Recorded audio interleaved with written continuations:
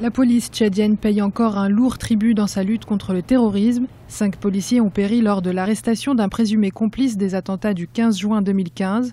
Ce matin du lundi 29 juin, le kamikaze décide d'échapper à son interpellation en se faisant exploser, sacrifiant 6 autres de ses complices et faisant au total 11 victimes. Le fait d'avoir démantelé une cellule dormante de Boko Haram, c'est une victoire pour le gouvernement tchadien. C'est-à-dire qu'ils ont pris bien sûr la mesure extérieure et débusquer comme ça un réseau dormant, c'est signe de l'efficacité du combat qui est mené en interne contre Boko Haram. Une importante quantité d'explosifs a été découverte dans cette cellule d'un quartier est de la capitale tchadienne.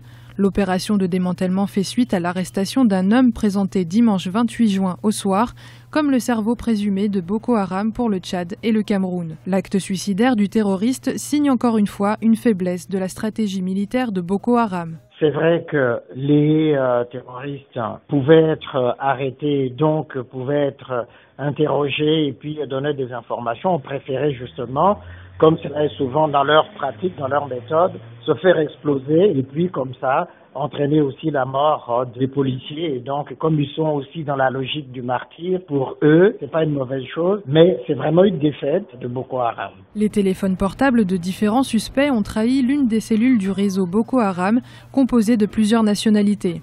À ce jour, d'autres membres de la nébuleuse terroriste sont toujours recherchés par les polices camerounaises, nigériennes et tchadiennes.